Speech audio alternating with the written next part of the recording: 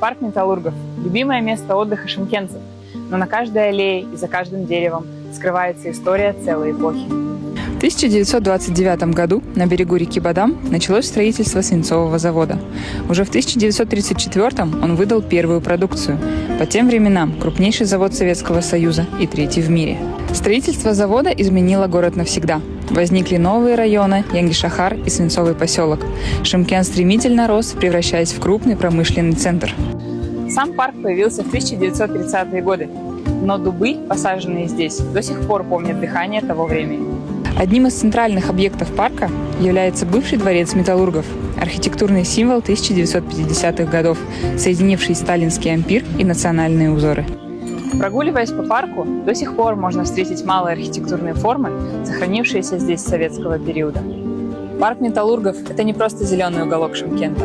Это история, застывшая в камне и растущая в каждом дереве. Это память, которая живет рядом с нами.